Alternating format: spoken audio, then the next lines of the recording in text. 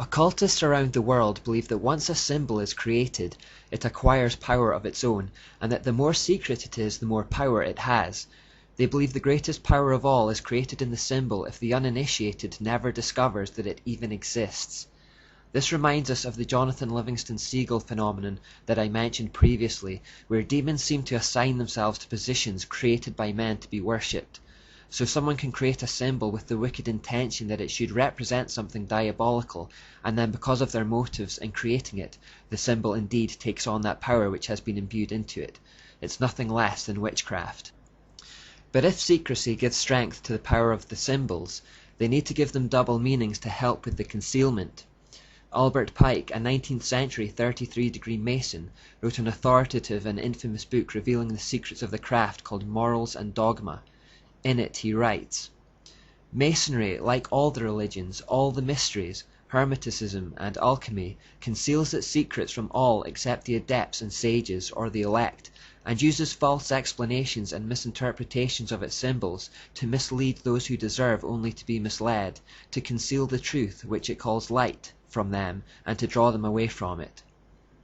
The adepts, sages, or elect refers to those of the 33rd degree or above, the so-called illuminated ones. Morals and Dogma was never intended for the eyes of the lower Masons or the profane non-Masons.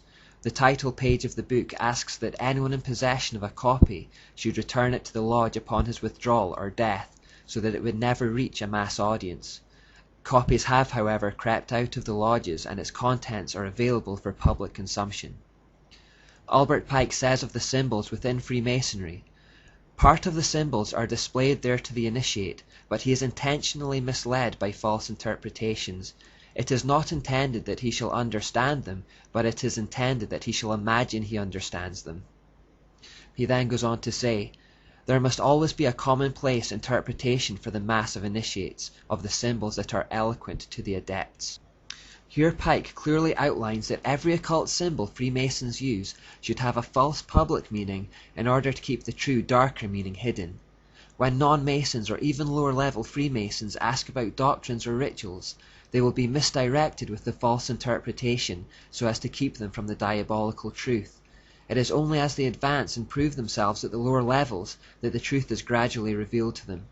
Like we have consistently seen, this system of double meanings is the very definition of the occult. Dark ideas and meanings concealed in full view through allegory and symbolism. With this in mind, take a look at this picture from the Grand Lodge of North Carolina. You should now be quite adept at interpreting these symbols. There's the sun representing Baal, there's the moon representing Asherah, and all-seeing eye above everything representing Lucifer. The rays coming from the eye signify that Lucifer claims to be the giver of enlightening knowledge. 33-degree Mason Manly P. Hall explains of the all-seeing eye. The all-seeing eye symbolizes God, who is obeyed by the heavens, manifested in the heart, and will reward the righteous. This symbol is famously represented on the US $1 bill and is depicted by an eye in the pyramid. The pyramid is incorporated in the symbol because God is the great architect. Now we know that the eye doesn't represent God at all, but represents Lucifer, and so that's a misdirection. You will also notice that the sun and moon are above columns. This is a new one, but columns in Freemasonry represent gods. Therefore this image in its entirety, which is replicated frequently in the craft, shows a sun god, a moon goddess, and above and behind them all is Lucifer. Columns are also phallic symbols. Albert Mackey, 33-degree Freemason, writes, "The phallus was an imitation of the male generative organ. It was represented usually by a column, was surrounded by a circle at the base. The circle at the base represents the female vulva, and therefore inserting the upright column into the circle makes it a sexual symbol, and that brings us back to this symbol we looked at earlier." An article in a Masonic bulletin says, "The female principle, symbolized by the moon, assumed the form of a lunette, or crescent, while the male principle, symbolized by the sun, assumed the form of the lingam and placed himself erect in the center of the lunette, like the mast of a ship." Remember the mast and ship symbol from Catholicism. There are so many ways to express this exact same idea. We saw earlier that the obelisk outside the Vatican made this point and circle symbol from the air, but you will find these obelisks or Asherah poles literally all over the world. The most imposing and important ones are to be found in the major cities or power bases and financial capitals, but wherever you live, you will probably not have to go far to find one close to you. This obelisk is from London, and this one is from Paris, and this one is from New York. And these were all taken directly from Egypt and rebuilt in their new locations in the 19th century. The London and New York obelisks are a pair, while the twin of the Paris obelisk is still in Egypt. You'll find them on every continent, in democracies and autocracies, in nations of all political persuasions. You'll find them in major capitals, in financial centres, and probably near seats of government and power, but also in the furthest flung and most remote areas of a country. You'll find them in your local parks, in your local graveyards. They are all pervasive around the world and are nothing but sexual symbols representing the satanic sun god Baal. During the summer of 2009, while still researching the series, I visited the Wallace Monument in Stirling, Scotland, and suspected just from its design that a Freemason may have been involved. These suspicions were quickly confirmed. It was in fact designed by a Freemason. Now obviously it could be argued that most towering buildings today are column-shaped, so a level of common sense must be employed. Not every skyscraper was designed to be a hidden symbol. However, you will find that wherever Freemasons have been involved, sexual connotations are no accident. You will also see obelisks very frequently in graveyards. Often they are for deceased Freemasons, but again, this is not always the case. It appears to have just become the fashion for some, and many may have picked them without realizing their origin. Remember the recurring mountain theme from earlier also. Satan likes to claim the high points in his bid to become the Most High.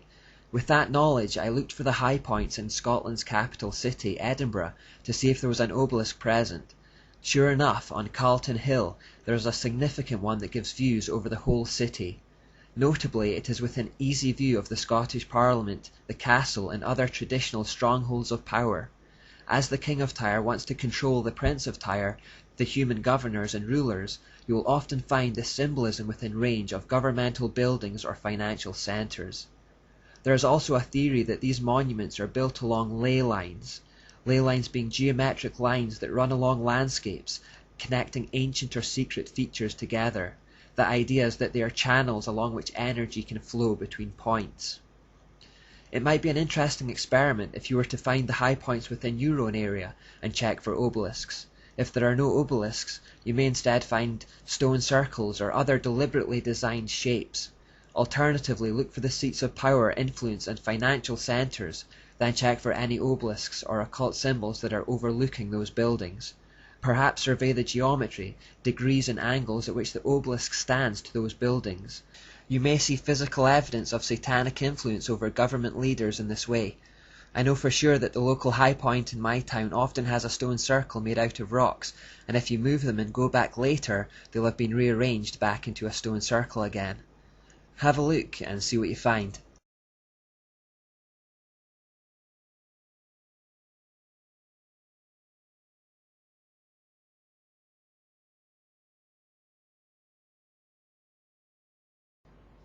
This is perhaps the most well-known Masonic symbol, the square and compass. Low-level Masons are told that the G stands for God or geometry, which the great architect used to design the universe, but the real hidden meaning is that it's representative of the sex act, as usual. The letter G stands for generation or generative power. Albert Pike writes in Morals and Dogma that sexual union could be represented by the letter G, the generative principle. This term generative principle is code for the sex act.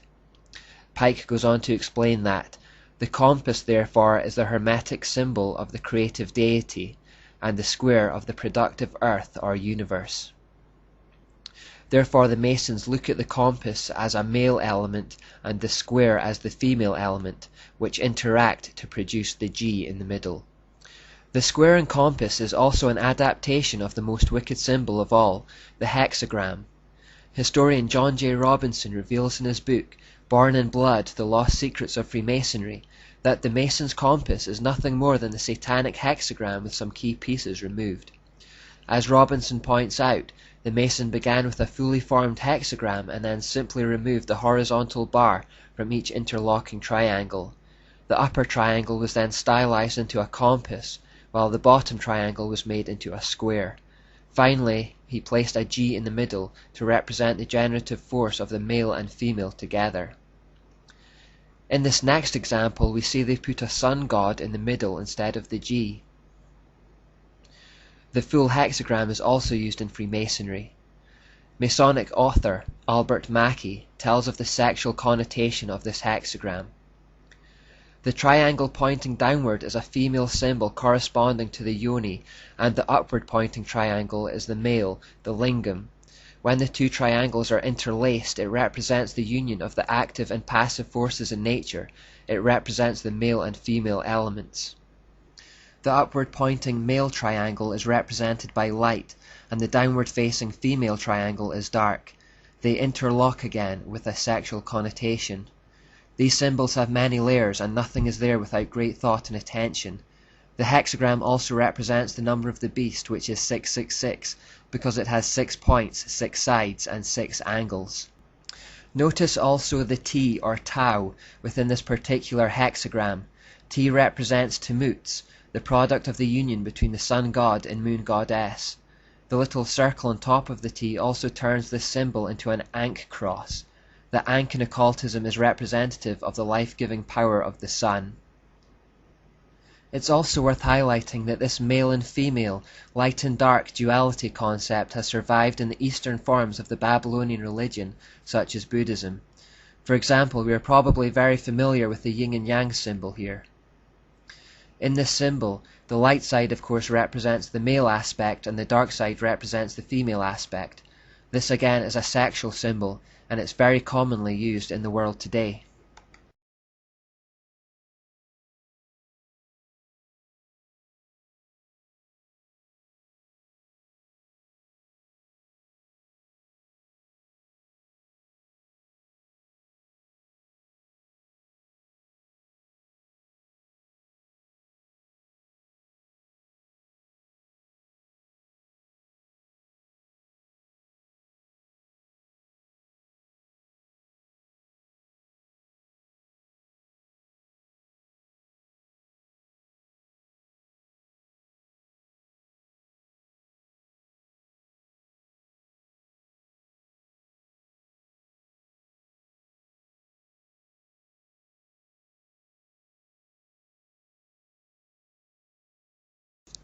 This black and white motif is represented another way in Freemasonry through checked floors. This is a suitable way of hiding its true meaning from the profane. Albert Pike said the black and white pavement symbolizes the good and evil principles of the Egyptian and Persian creed. It is the warfare of Michael and Satan, light and shadow, which is darkness, day and night, freedom and despotism. The all-seeing eye, or Lucifer, is behind both Baal and Asherah, which means he's behind both the light and the dark. Good and evil, or light and dark, coming from the same source, is a satanic concept. This next photo is a great example of the double meaning of symbols. Look at the floor and you'll see the black and white checks, but you'll also notice a pentagram. An upright pentagram denotes man, Adam and Eve, and this is considered to be the light side. Turn the pentagram upside down, however, and it represents the dark horned goat of Satan, Baphomet. Now look at the photo again.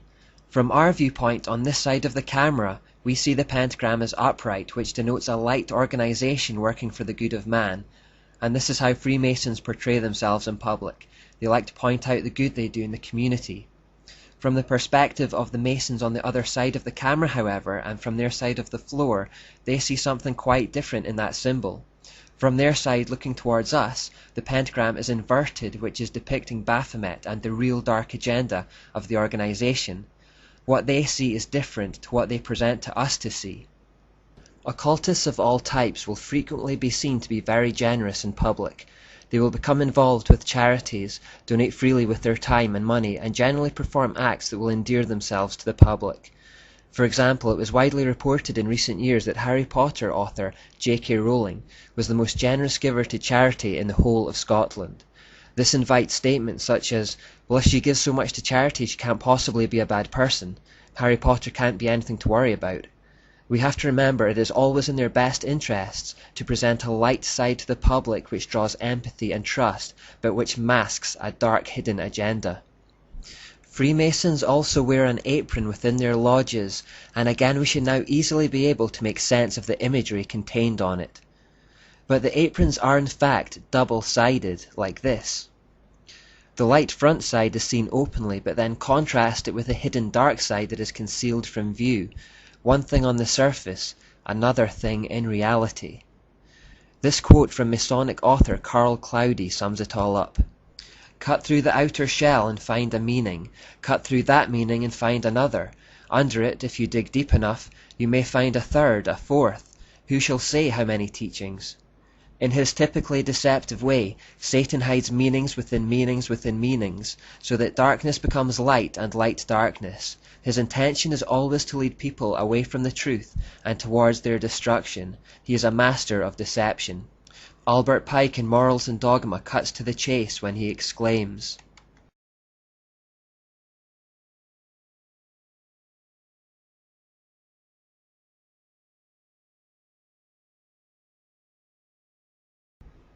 This idea of seeking the light is an interesting one because it sounds vaguely Christian on the surface. When Masons talk about moving towards the light, however, they're talking about moving towards the so-called illuminating knowledge of Lucifer, which is in fact darkness. You may hear politicians using this leitmotif from time to time. Alice A. Bailey, one of the most prominent occultists of the 20th century, wrote in her book, The Externalization of the Hierarchy, the Masonic fraternity is the home of the mysteries and the seat of the initiation. It is a far more occult organization than can be realized, and is intended to be the training school for the coming advanced occultists.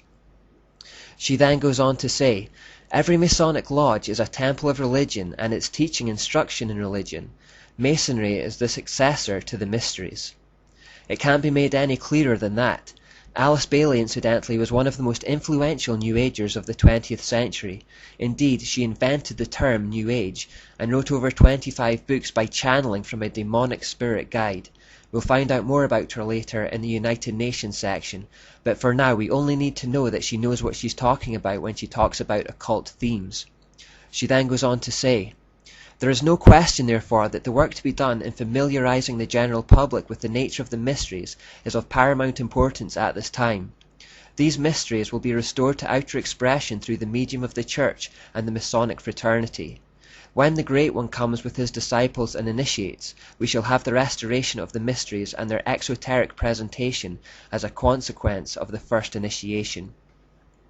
Henry R. Evans writes, into Freemasonry have been poured the irradiations of the mystical schools of antiquity. Particularly is this so in the higher degrees of the order, such as the Scottish Rite, where undeniable traces of Kabbalism, Neoplatonism, Rosicrucianism and other mystical cults are plainly discernible. I do personally contend that Freemasonry is the direct descendant of the mysteries, but that our ritual makers of the higher degrees have copied the ancient ceremonies of initiation so far as the knowledge of those ceremonies exists. Anton LaVey, the founder of the Church of Satan, said, Masonic orders have contained the most influential men in many governments, and virtually every occult order has many Masonic roots. Now finally watch this clip of a Freemason admitting on camera that he believes Lucifer is the source of light and that he is helping mankind. In particular, note his confusion. Lucifer, what is your problem? Just that, sir. Okay. I'm a Christian, sir. I'm pure and virtuous and wholesome and innocent. How can you say anything bad about me? Sir, you need to be born again.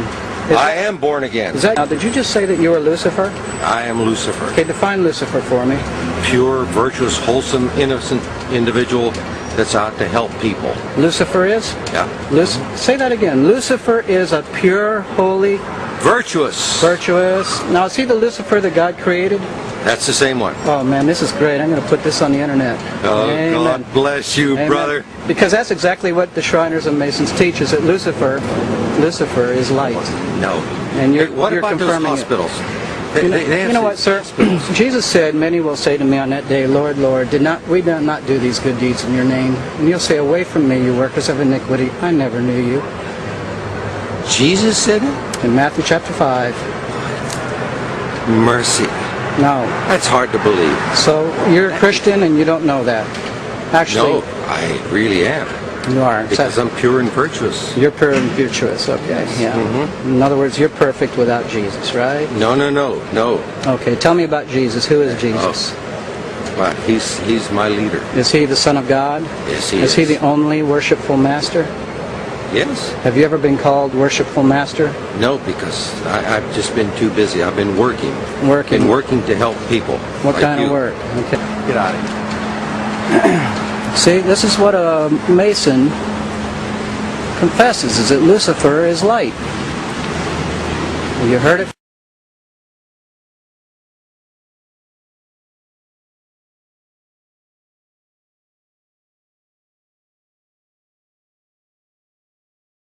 Okay, doing some cleaning today, and lo and behold, as the old saying may go, skeletons in the closet.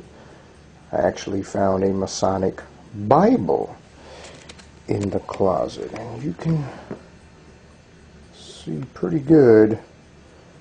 It is a Masonic Freemason Bible,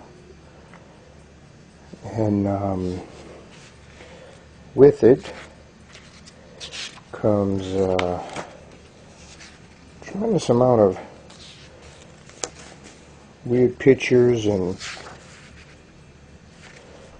stuff that goes on. Here is satanic star upside down inside the Bible. Extremely interesting. They go through the records of them, kind of proof. They did talk about the Scottish Rite, the brothers. None of this was ever filled out. I'm not sure who this may have even belonged to, in whether it was in my family or given. This was pretty interesting. This was very interesting. I'm going to do a little research into this. You can see the... Oops, sir, sorry about that,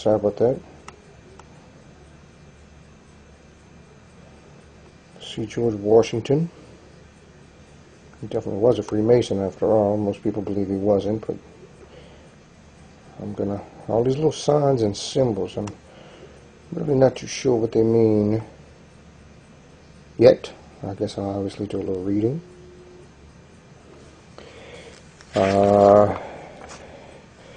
Very interesting picture here.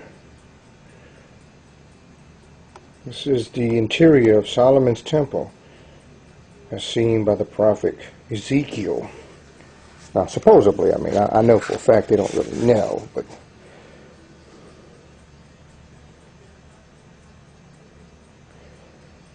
very interesting.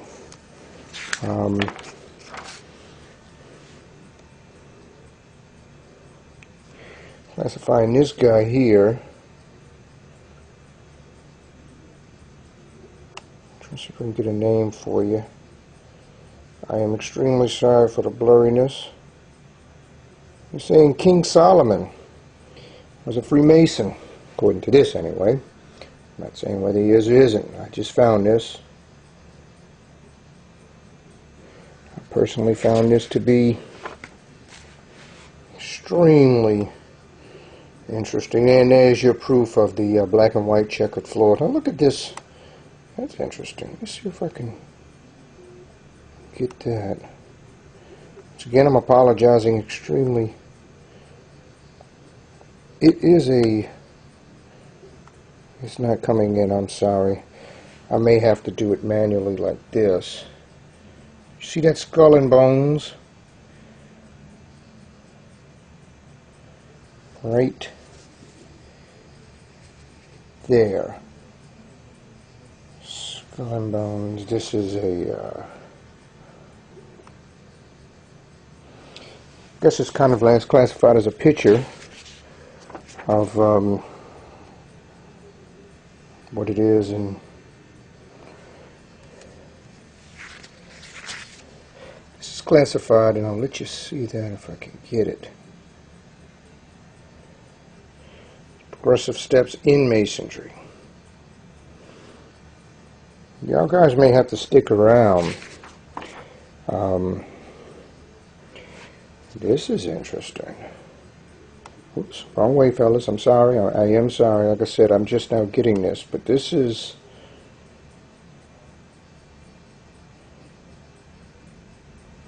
And who's this fella? This fella here is no other than... I may have to take a look.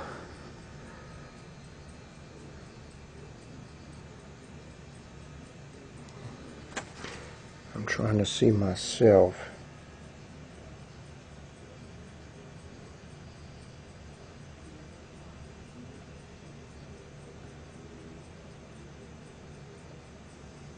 Got that guy Pike? See that right there? It's a signature. Interesting. This is,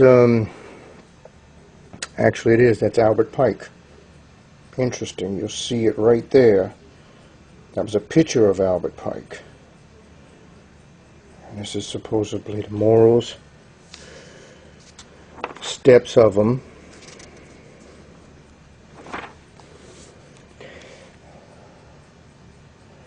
Oh wow, the occult science. There it is, ladies and gentlemen, right there. The shadows of the ancient mysteries. This is at a 32nd degree, and I'm assuming you get to your 33 degree masonry. And I'll leave this on for a minute or two for you to be able to read it. I'm going to go back to this 32nd degree, as you well can see. Right there. As you can see, it says occult science. It's no more a gimmick. This is, whoops, sorry, I am questions and answers relating to characters, places, words and phrases using symbolic masonry. Very interesting. The Order of the Eastern Star.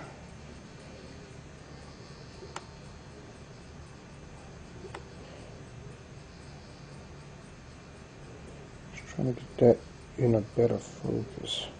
Freemasonry in America.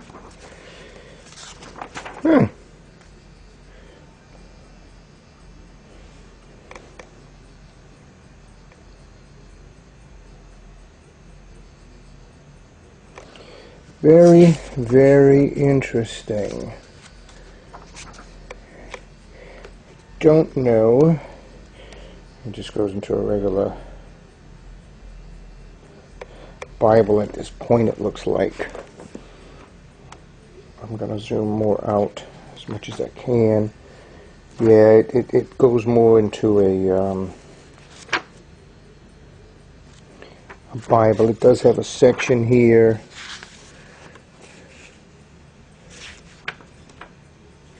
Children's registry and stuff. Goes into the New Testament. It starts. Very artwork, a lot of artwork. But I apologize for any and all of the blurriness. This is all just as of right now. Now you're getting into a lot of picturesque.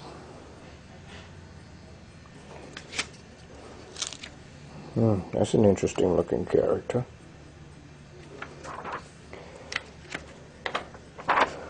Definitely never seen a Bible like this before. And all that information in the front. Oh, there we go. Look familiar? Anybody ever see that in Washington? Looks familiar to me.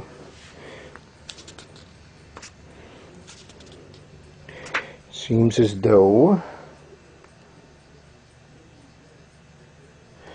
Maybe Freemasonry, after all, is devil worshipping. Definitely said occult science, which would not mean Christianity.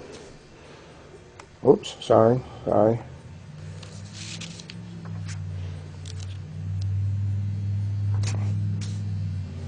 Fascinating pictures. And now what is that?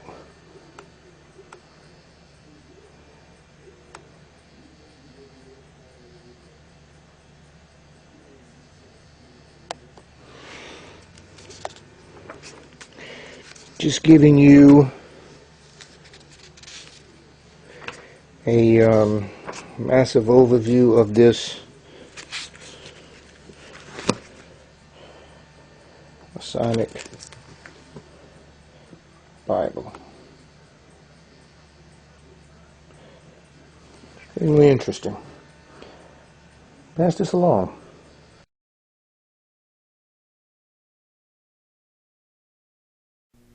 Alright, I want to do a quick video here, review of a particular interesting family Bible. I have two of them here actually. I had this one I found, and then this one was sent to me, or vice versa. I forget which how it is, but rather interesting family Bible.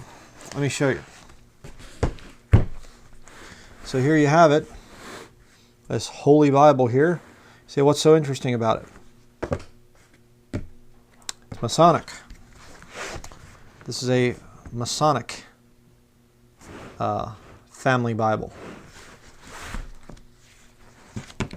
Show you some interesting things in this thing. Holy Bible presented to Brother Edward A. Morandi by Hawthorne Fortitude Lodge, number 200, Free and Accepted Masons. So you know he was white. Okay? Because Prince Hall Masonry is the one for the black people. Okay, there you got the effeminate blonde-haired Catholic Christ. Genealogy record, children's record, grandparents, blah, blah, blah, great-grandparents. Keep going here. How about that picture right there? The fatherhood of God, the brotherhood of man.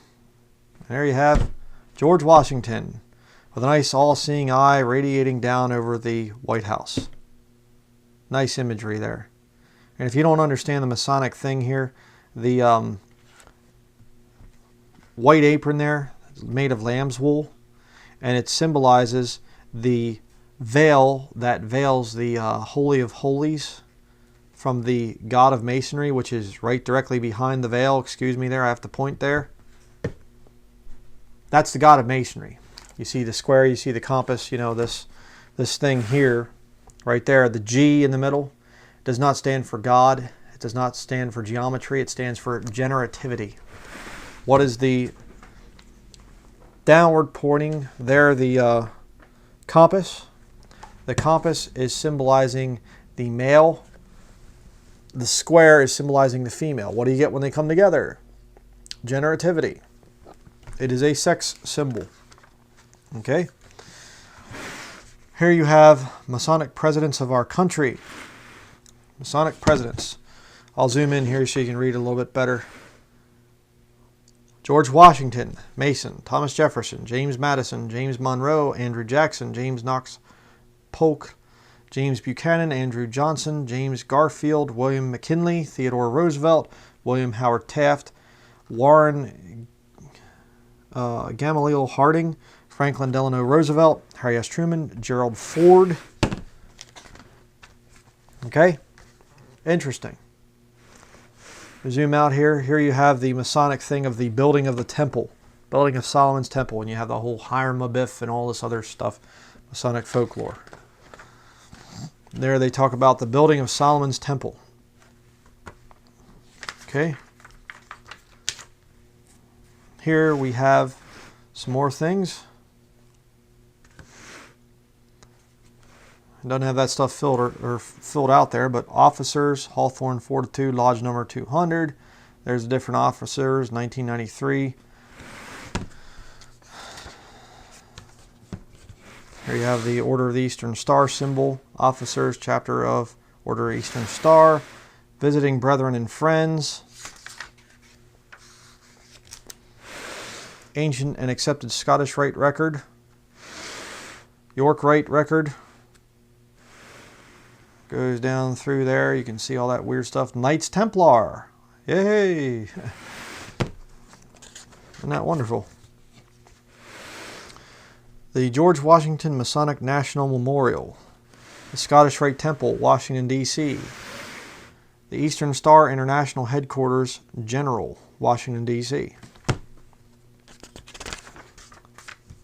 Here you have Freemasonry and the Holy Bible. They go into all the different things here. But, you know, they go into all this different stuff, all the different rites and all the different things. And again, you know, I'm not even going to, you know, if you want to look for one of these at a bookstore or something, whatever. But questions and answers relating to the history and work of Freemasonry and of the Eastern Star, not of a biblical nature. It's pretty much all not of a biblical nature. So, but it gets into all the different stuff in through here, you know. Again, like I said, this isn't even, I'm not even really going to waste time on this.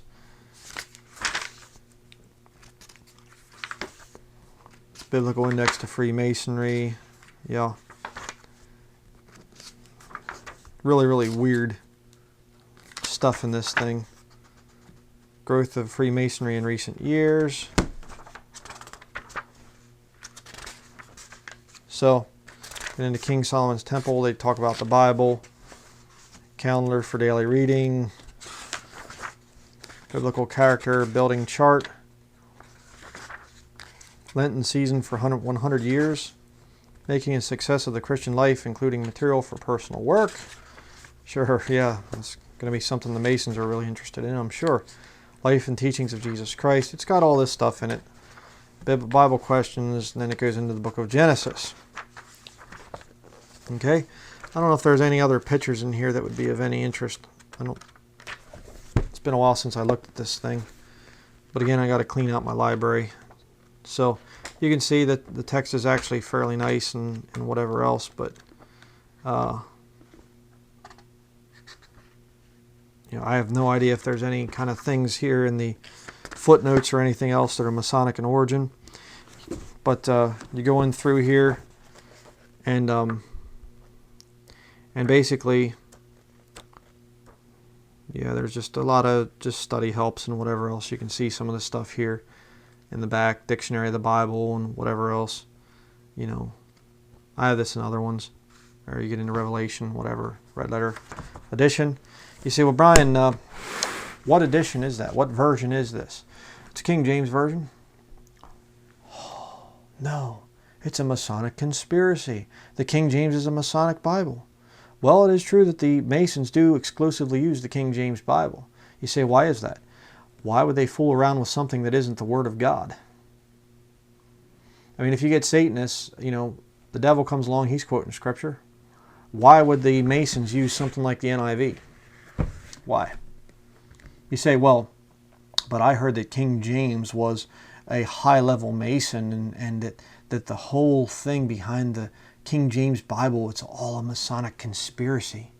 You know, I heard a guy say the one time that it's Francis Bacon, that he was the one that actually wrote the King James Bible. Well, if that's true, then that was a really stupid thing for a bunch of Satanists to do, because the King James Bible has led more souls to the Lord Jesus Christ than any other Bible in history. And there was the anti-Masonic party that just about ran these weirdos out of the country of America. So why would they write a King James Bible when the King James Bible condemns their sins? Doesn't make much sense. Okay, don't fall for that conspiracy stuff. There's some of this David Bay cutting edge type of nonsense, foolish nonsense, where they're saying the King James Bible was a Masonic conspiracy and Francis Bacon was behind this, all the stuff like this. That stuff is nonsense. Total nonsense. Okay. This thing here proves the fact that the Satanists are going to try and blaspheme the Word of God. They try and corrupt the Word of God by bringing out their own editions of it. That's what this proves. You see, what are you going to do with it? I'm going to get rid of them. I'm going to burn them. You see, but it's the King James text. King James text, but it's wrapped in a very corrupt thing here. You know, and you know, the thing is, I would cut the pages out and stuff like that, use them for scanned whatever else. I don't even know. But you know, is the text okay? I haven't really checked it. I'm not really sure. You know, I don't know. I don't know about the footnotes here. I don't know about some of the stuff that's being written in here. I have no idea. To me, I have so many of these things sitting around, so many King James Bibles. I don't want these Masonic things in my house. And again, if you have this occult stuff, I mean, the Lord's been really convicting me. I'm a researcher, okay? There are times I've bought these things and stuff, and I show them on camera to help people come out of their sins and come out of things and to be convinced that, yes, this stuff is bad. But, you know, there's times it's just good to get rid of this stuff. And that's what I'm doing here with this study. So, just wanted to put this video together quickly. Like I said, I've had these things sitting around, and it's just like, I'm going to get rid of them. I do have another one or two of them around someplace. I forget where they're even at. But I do have a couple smaller ones that are Masonic. One from the Order of the Eastern Star. I showed it in my Ridiculous Bible Perversions of the New Age study. But, you know, you shouldn't have this stuff in your home, brethren. Get rid of it. Okay? That's my advice. So, thank you very much for watching. And look forward to some more videos in the future covering some interesting topics. So, that's going to be it. Thank you for watching. The Society is shown here in 1993, reenacting the laying of the cornerstone for the United States Capitol on the 200th anniversary of the event. Know all of you who hear me, we proclaim ourselves free and lawful Masons, true to the laws of our country, professing to revere God and to confer benefits upon mankind. This is the ceremony in which Senator Strom Thurmond, himself a 33rd degree Mason, took part. Senator Thurmond, we would like you to join in this. Since the William Morgan incident in 1826, when Americans uncovered a secret cabal working inside the government, the presence of Masonry in places of power has always sparked debate. But their influence in American government is undeniable. This is the same Bible upon which Presidents Clinton, Bush, Carter, and George Washington were inaugurated president. Of America's 43 presidents, at least 15 are confirmed Masons, though some say the number is even greater. In addition to the Capitol, the Freemasons have laid the cornerstone for every major building in Washington, D.C. The cornerstones of the President's house, known to us as the White House, the Washington Monument, the Smithsonian, Independence Hall in Philadelphia, incidentally by past Grand Master Benjamin Franklin, and Constitution Hall stand out among many others as outstanding examples of cornerstones which have been laid Masonically. The cornerstone of the United States Capitol, however, stands out above all buildings erected in the free world as the seat of government for our people. This bronze plaque, located inside the U.S. Capitol, marks the spot where the original cornerstone was laid by George Washington, the first American president and a Freemason. George Washington is probably the most famous Mason in the world. The George Washington Masonic Memorial is entirely dedicated to the idea of Washington as a Freemason. Now, we do know that Washington participated in the laying of the cornerstone of the United States Capitol as a Masonic ceremony, and he wore his regalia as a Master Mason. And he laid the cornerstone and performed the ceremony of laying the cornerstone. Washington's participation in the event was recorded by the newspaper of the time, the Columbian Mirror, which can still be obtained through the Library of Congress. Laying the cornerstones of buildings which serve mankind is one of the world's most ancient customs. The cornerstone laying ceremony predates Freemasonry, although its early symbolic purposes as a sacrifice to appease the gods or demons or whatever in prehistorical times. Of course, there's no application to why Freemasons do it. The corn, wine, and oil that we use for this are also ancient symbols. Corn is the symbol of plenty, wine the symbol of refreshment, and oil the symbol of joy and gladness. While Masonry maintains these symbols as a representation of blessing, there are some who believe they hold a more hidden meaning. With symbols, there are always multiple levels, up to 7 different levels of interpretation with every particular symbol. Corn is an important symbol in Masonry and is one found repeatedly in Washington, D.C. But what sort of hidden meaning could apply to corn? Moving on to our next story. Did Madonna put on the greatest show on earth? Asks the Daily Mail. She declared she had to put on the greatest show on earth during the greatest show on earth, and Madonna certainly didn't disappoint. The singer, 53, put on an impressive performance during the halftime show of the NFL Super Bowl football game between the New York Giants and the New England Patriots. Impressive indeed, as the New York Observer notes, quote, "Most interesting for fans of Illuminati symbolism may be the detail that Madonna's halftime show improved upon the ratings of Bruce Springsteen's 2009 show by 20% and the Black Eyed Peas' 2011 show by 1%. So, New York Observer openly pointing out the fact that this was a complete exercise in Illuminati symbolism. Now look at these screenshots we've got from last night's Super Bowl performance by Madonna, and then you can also Google image search for yourself and type in Baphomet, and of course we see that Madonna is dressed up as Baphomet. She's sitting on the throne of Baphomet. She's got the horns. Later on, she's got the hand gestures of Baphomet, you know, one hand pointing up, one hand pointing down in the Egyptian dance pose. And this is the idol that the American people during Super Bowl halftime show are being told to worship. So who's Baphomet? Baphomet is an idol used by Satanists to represent the devil. Or as Satanist Aleister Crowley once himself described it, quote, "This serpent, Satan, he is the devil of the Book of Thoth, and his emblem is Baphomet." And also, as historical depictions show, Baphomet was worshipped by the Freemason secret society, which, of course, at its highest level, swears an oath to Lucifer. So this is an ancient pagan deity which is used by Luciferians and occultists to symbolize the devil. Madonna is dressed up as Satan during this performance. So you've got her dressed up as a demon prancing around on a stage embedded with an all-seeing eye with pyramids in the background, and then at the end she's raised up on this pedestal while all the happy, clappy Christian gospel singers worship her. Right at the end, the words "World Peace" appear on the stage. And then she's bowing down to the dark priest at the end and worshipping him.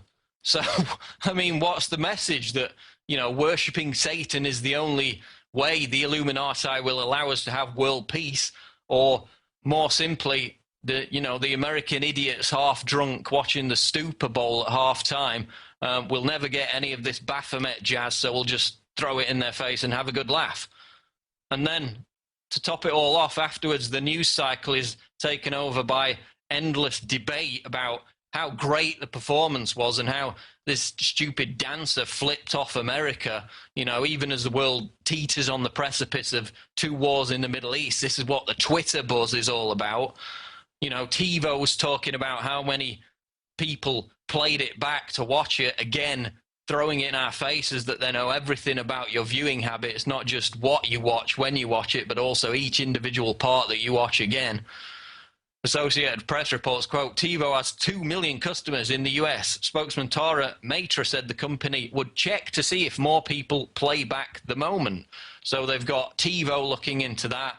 Madonna prancing around dressed up as Satan, all-seeing eyes, pyramids, worshipping the dark priest as the Christians all bow down to Satan. He's going to bring us world peace.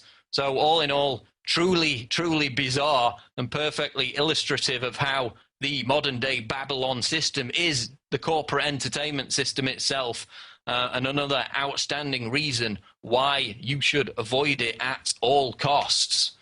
Moving on to our next story on InfoWars Night.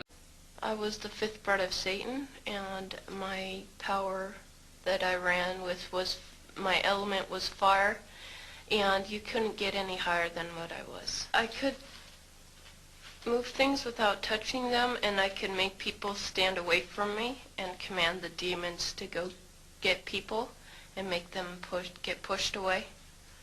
I could protect myself in that sort of way, and I really liked the power.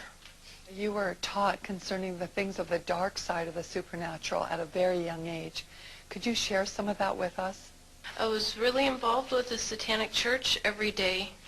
The high priest would come and get me, and they would take me to the church, and they would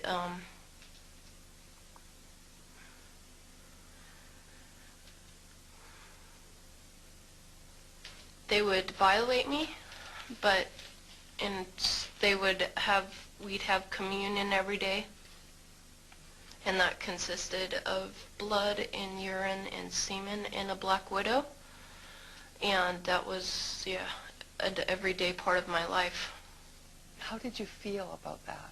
I felt really scared, but at the same time I liked the power that I had, that they taught, and I had inside of me, because everybody has gifts inside of them, and you can be influenced by the Holy Spirit or the familiar spirit, and I was totally influenced by the familiar spirit.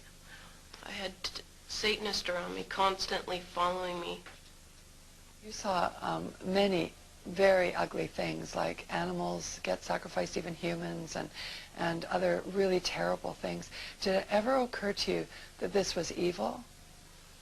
No, because I was so brainwashed at the time, because when I was 4 years old, I was raped and molested by a high priest, and I knew nothing else of all that stuff, and I was just brainwashed with the Satanism and knowing that Satan was God and God was not real. Satan was God for me. And I thought, yeah, I was so numb to it, really. How did you view Christians back then? I hated them because they had no power. Like, I heard so many times that, you know, God was real and Jesus was so true. But I didn't see the power working throughout the church. In fact, I saw Satanists working also in the church, and Satanists tithe more than Christians do. One time I was sitting in a Benny Hinn conference, and I was being taught. I had two witches on either side of me teaching me how to put curses on Benny Hinn, and I saw a big light around him, and I didn't understand what I was seeing. I was seeing half men from the shoulders up, which were a representation of his angels at the time, because I think, yeah, that God was protecting me at the time, or to see all that stuff would freak me out. And he looked up in the right, I was in the right hand stage of the corner of the stage in the upper part, and he said, "You three witches, you two on the either side of me, you're going straight to hell. Turn to Jesus, or you're going to burn in hell, and I know what you're doing." And then he pointed to me, and he said, "You're going to get saved soon." And everybody started praying, and I felt like tingling all over my body, and I freaked out and screamed, and they had to escort me out of the stadium. It was weird. It was like I didn't understand why we were doing what we were doing, because he yeah, he had a pure light around him. And like I said before, I saw colors.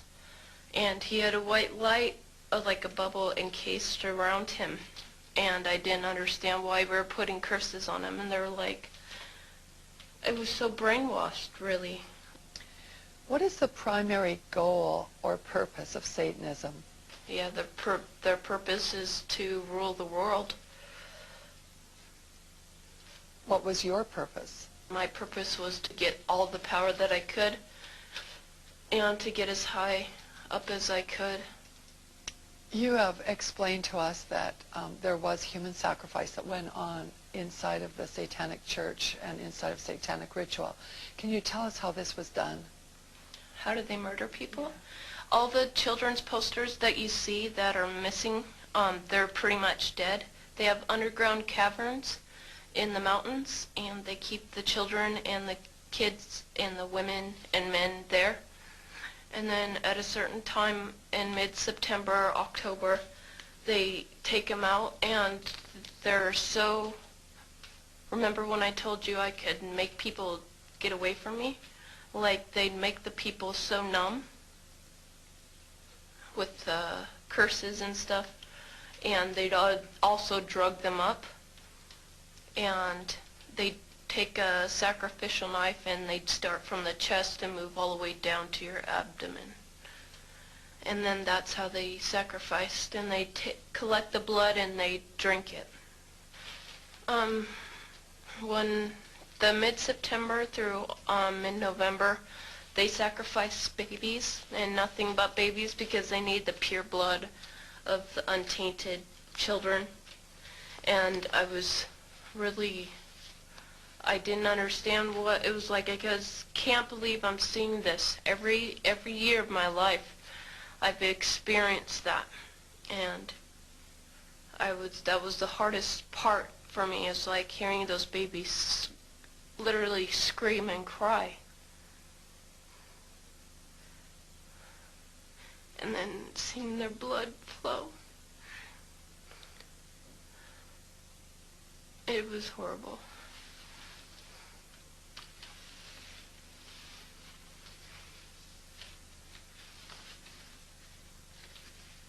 Rebecca, where did they get the babies? Yeah, they have mothers that are expecting, that they hold in the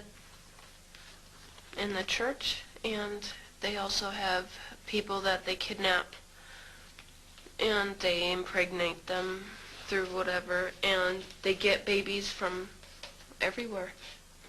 Why is it that no one knows this? Because there's Satanists in the police force and also in the government, the army. They're everywhere. They're even on the council of, yeah, the representatives of the United States also. And they're silenced because this is not being exposed, because they don't want it to be exposed, because they're really good at lying and hiding things. Rebecca, what happens to the people that want to come out of Satanism? They get killed. They get followed. They get taken. They get sacrificed in front of the congregation of the Satanic Church. Why? Because they know too much information about the Satanists and who their names and places of where they keep the people underground, and they just know too much information. It's like being in a gang or in a mafia. You don't get out alive without consequences. Is this difficult for you to talk about? It's really difficult because, yeah, I feel really scared, because I don't know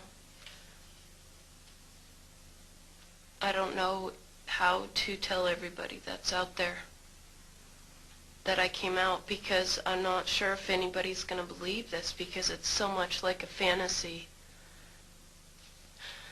Yeah, warfare is real. We're born into a war. And yeah, you'd be very foolish not to understand that, because demons are real, and people are influenced by bad spirits. Hey there guys, welcome back to Press for Truth TV. Today is Thursday, May the 3rd, 2012. Just out here with Steve right now. Hey. And we are working on the weekly video. Steve ended up having to go in to work last night, so we didn't get a chance to finish it up fully. So we've been working on it all day, going through the rest of the footage and then editing it all. And so we've been staring at a computer screen for the last 7 hours straight, so we thought we'd take a little bit of a break, come out for a little bit of a walk, get some fresh air. And as we're walking here, and I wanted to shoot my daily vlog for today, I remembered that this building is right here where Steve happens to live pretty close to. And I'll just give you a shot of what we're talking about here.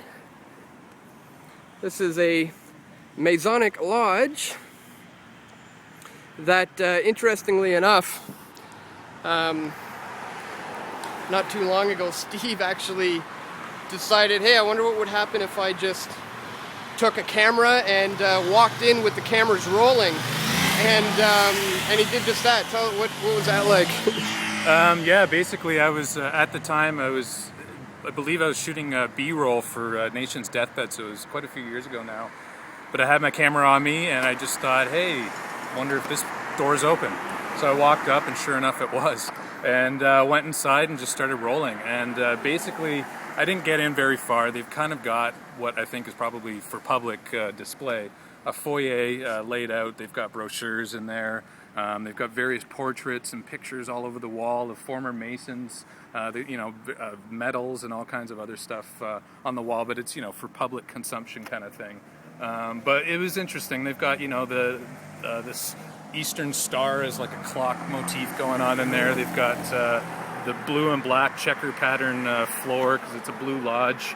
They meet, I believe it's every Tuesdays and Thursday evenings at around 8 p.m. So it's always an interesting sight around here, seeing the Masons going in and out of the lodge for their evenings. But yeah, I mean, if anything, lesson learned, bring your camera with you because you never know what you might stumble upon. Yeah. And yeah, with that footage, we haven't really done anything with it because Dan and I over the years have been kind of working on a back burner project with compiling a bunch of Mason footage, some of this and some of other footage that we've had over the years, including some stuff that you can actually see some of on Dan's channel, and that's where we've talked to, I guess, Masons at a Mason event. Yeah, this was around 4 years ago, around the same time. Yeah. So yeah, that's something that we're working on eventually putting out, probably for PressForTruth.tv members. So keep an eye out for that. Yeah. Yeah, exactly. We've been working on this one on and off for years now, and then things just kept popping up, like United We Fall, and then the G20, and then the 9/11 thing. But now we're going to be able to get back into it a little bit more. So yeah, we are going to be making that short little 45-minute documentary available to you guys as soon as we can. I don't have a date or anything like that, a release date yet, but we'll get it up there as soon as we can, that's for sure. And anyways, guys, that's it for today. We're going to get right back to finishing up this video. And we should have this one finished by the time I get home and upload this one. I should have the other one is done as well, so you can watch that. It'll be in the weekly video section. And other than that, guys, thanks for tuning in once again, and I'll see you right back here tomorrow. Take care.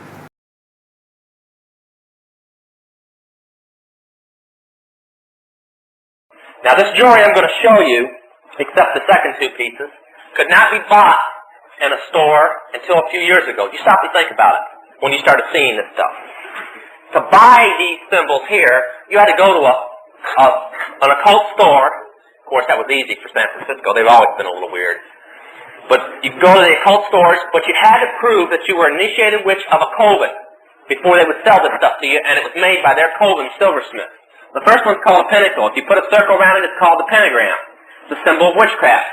At 1 point up, it's a symbol of witchcraft.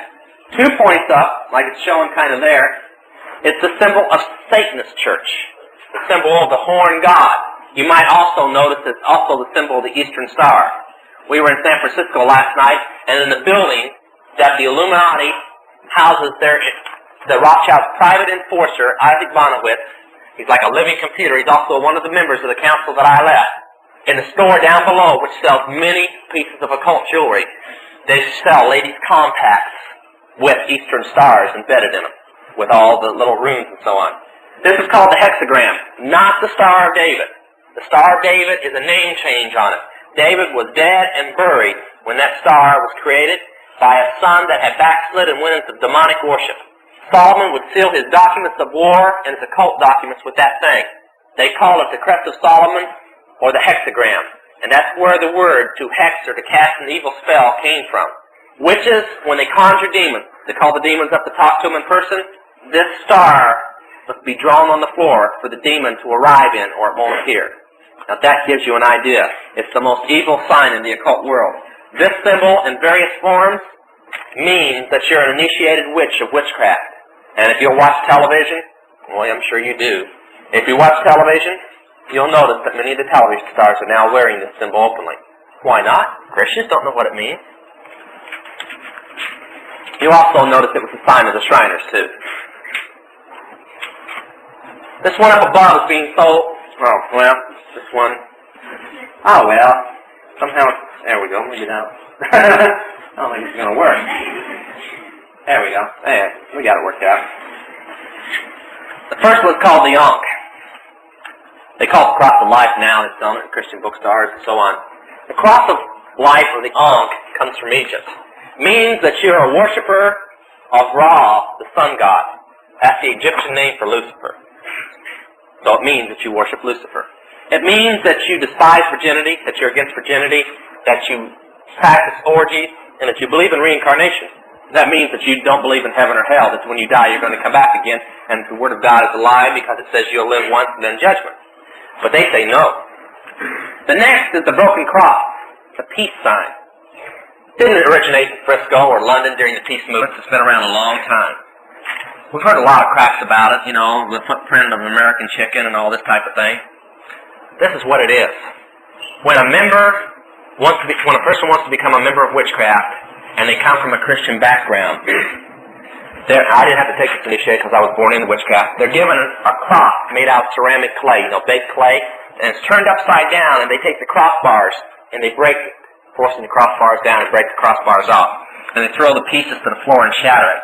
And the priest or priestess, whoever's doing the initiation, then announces, "You are free from the bondage of the Christian church, and because of this act, you shall have peace evermore." Thus, the peace sign. It's called the broken cross.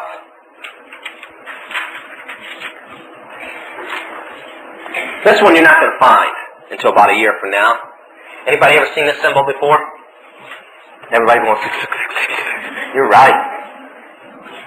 666. It's 3 overlapping sixes. Okay, here's where you can find it. You can find it on the world currency printed out of Brussels. We bought $10 billion of it, but our president decided that it's better to go with a credit card than the currency now, so we're not going to use it. You'll find it in clothing and shoes made in the common market countries, in the labels of the clothing. More recent, about a year ago, it was on national television, when the President of the United States, you know, the peanut eater from Georgia, well, I mean, you know, that's about the best I can do for him. I could say more.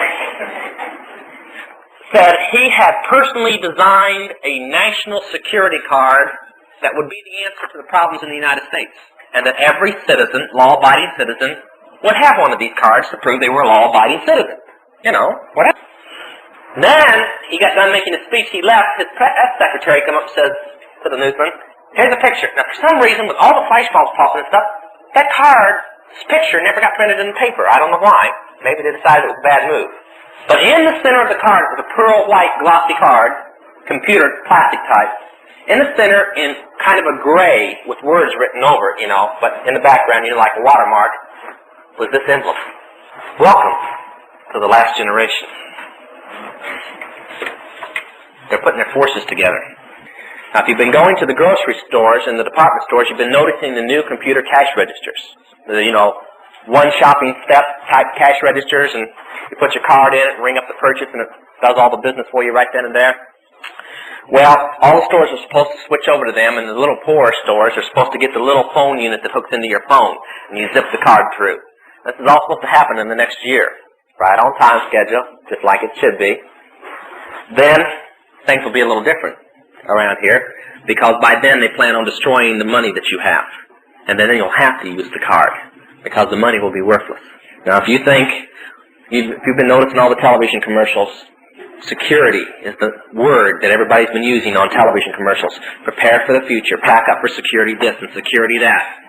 And then they're going to turn around and they're going to wipe your security off the face of the man. I'm going to destroy that microphone before it's over. Now, if I'm stepping on your little safe world, I'm sorry. I'm trying to tell you something in advance. And I'm going to give you a reading list so you don't think I'm the only nut in the world. The first book is None Dare Call Conspiracy. I'm going to give these quick and then I'll take a few questions. We've got a few minutes and that's it. The next is the Rockefeller Files. And the last one is Jimmy Carter, Jimmy Carter. Now, those can be found in most bookstores. They're by Gary Allen. But I recommend one that you find in the Christian bookstore. It's called The Day the Dollar Dies. You might decide to invest the financial money that you're saving in your savings account that'll be worthless before this year is out in the work of God. I'm serious. It'll be worthless before this year is out. This time next year, the time schedule they have, I'll give you a few events. I'm not prophesying. I'm giving you physical knowledge. You may think I'm crazy. They thought I was crazy back in 1972 when I said we were going to have a fuel shortage. They thought I was crazy back in 1973 when I said watch for the coal mines to close. So you may think I'm crazy, but next year when it's all happening, at least I told you in advance. You got a little bit of warning. There'll be 10 million people out of work this time next year. Now that's when our welfare system, unemployment system, and social security system goes collapse because it won't be able to handle that many people out of work. And you may want to go home and pray and ask yourself what this country's going to be like with 10 million people not eating and not having any money. And then you may want to pray that a lot of souls get won and Jesus comes quickly. I know I'm going to. Okay, I'll take some questions and answers.